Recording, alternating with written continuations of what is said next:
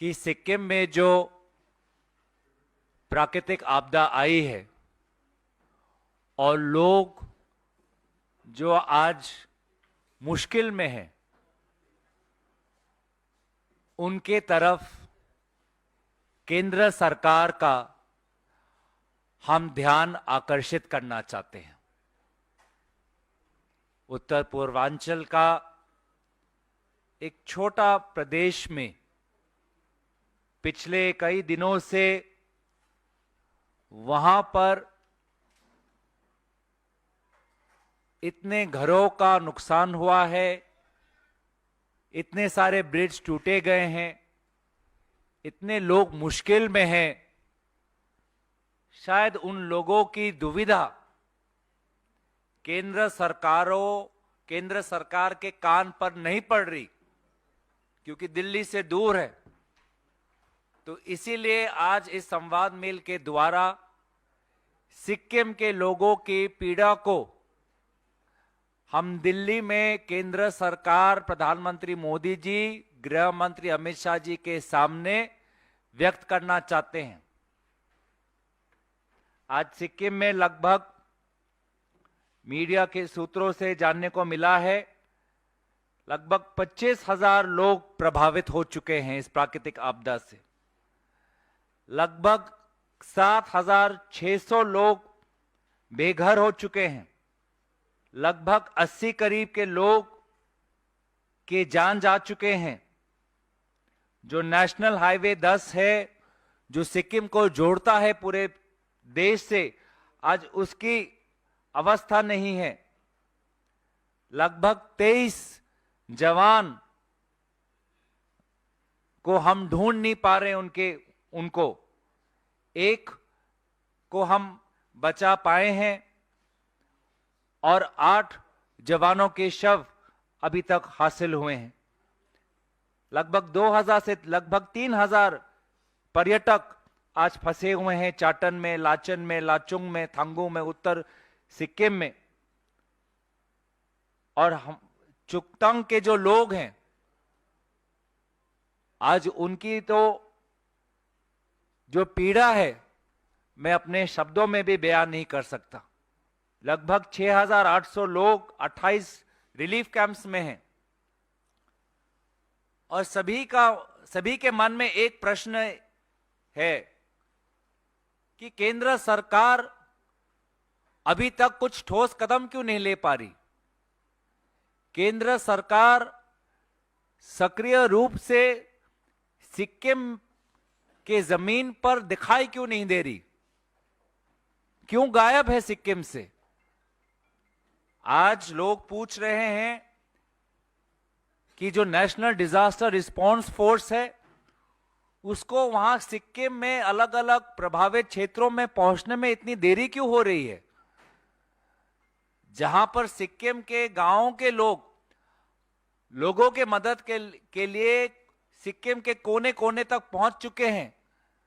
तो वहां पर हमारी एनडीआरएफ और भारत सरकार के केंद्र सरकार से जो ट्रेन्ड प्रोफेशनल्स हैं, emergency professionals, dam engineers, rescue personal, वो समय पर अभी तक क्यों नहीं पहुंच पा रहे। आज गृह मंत्री ने एसडीआरएफ से एक एडवांस लगभग 44 करोड़ का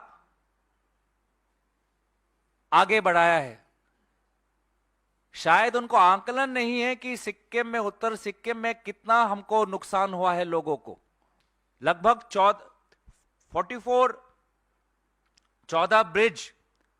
14 ब्रिज आज टूट चुके हैं, जो पहाड़ी इलाकों में कनेक्टिविटी की एक वो जीवन धारा है।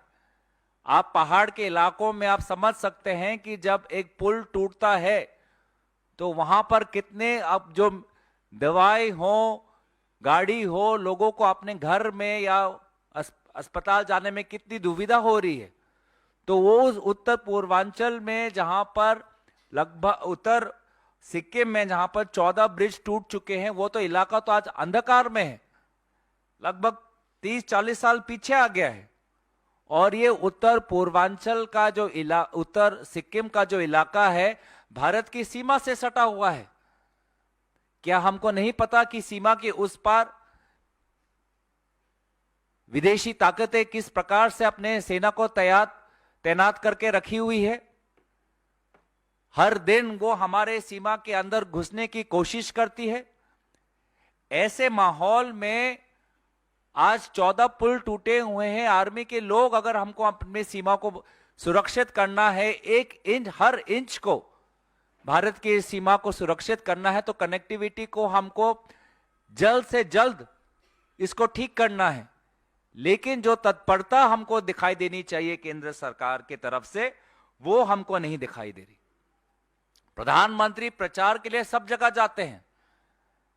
अगर दिल्ली का एमसीडी चुनाव हो तो वो एमसीडी चुनाव पे भी आएंगे। दिल्ली का एमसीडी, दिल्ली के गली गली, मोहल्ले मोहल्ले, वार्ड में वो जाएंगे चुनाव प्रचार के लिए। लेकिन आज सिक्किम में आपदा आई है, वहां जाने के लिए समय नहीं है। मणिपुर में आज भी वहां की स्थिति बहुत नाजुक है।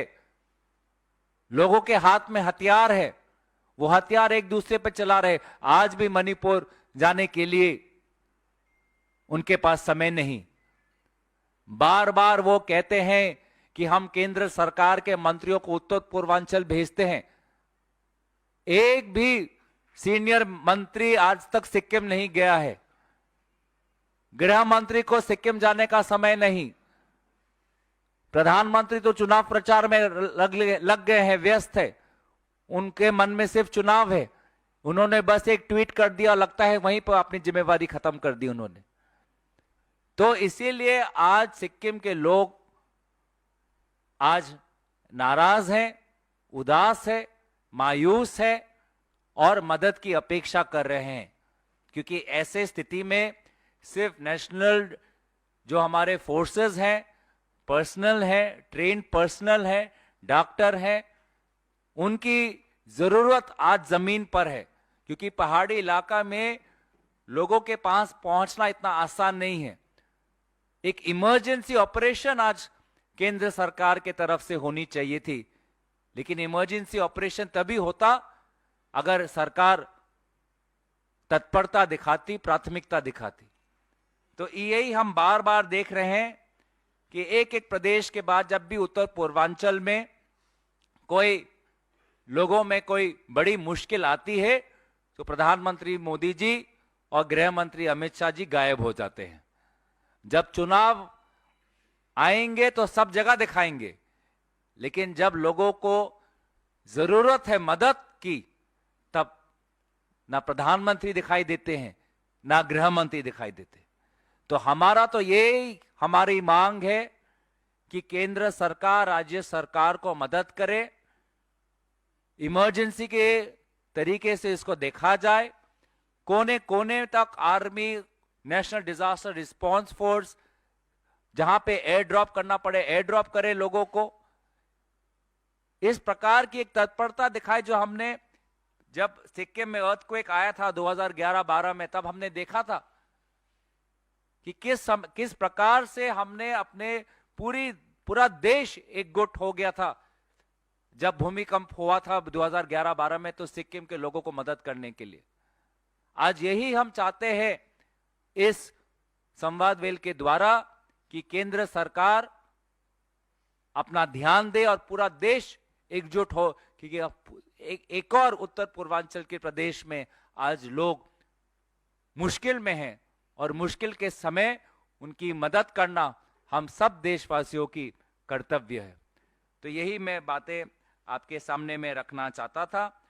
इसके अलावा अगर आप और कुछ प्रश्न हैं, मैं संक्षेप में मैं उत्तर दे दूंगा, पर मैं अंत में अंग्रेजी में मैं एक समराइज करना चाहता हूं। That this press conference has been especially organized to make the central government focus on the state of affairs in Sikkim. What we are facing in Sikkim is unprecedented. The damage is unprecedented. The loss in connectivity is unprecedented. Thousands of people have been displaced. Many have died. Many are living in relief camps.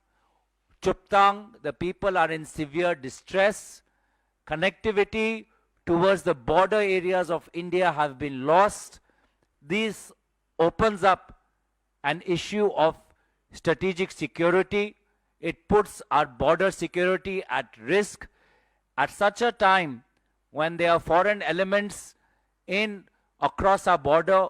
We cannot afford any of our border areas to be vulnerable, to be inaccessible to the Indian armed forces. We urge the central government to step up their aid. 44 crores is too small for the scale of devastation in Sikkim. We urge the central government to send a senior cabinet minister to review the situation. This is the situation. In such a situation, it would have been apt for the Union Home Minister to visit Sikkim. It would have been ideal for a Prime Minister who can find time to campaign in a Delhi Municipal Corporation election. It would have been ideal and it would have been normal to expect from such a Prime Minister who campaigns in a municipal election to visit and survey the state of affairs in Sikkim. Unfortunately, the Prime Minister is nowhere to be found. The Home Minister is nowhere to be found. Another state in the Northeast is facing severe devastation and people are in severe distress. And another state in the Northeast is seeing that the Prime Minister is absent. Our only hope is that, like in 2011-12, when the earthquake hit Sikkim, the entire nation rallied together. Central government, state government, ordinary people, we all rallied together to help the people of Sikkim in need. Today is the time that we should do that because it is unprecedented. So with that, I would like to close my opening remarks.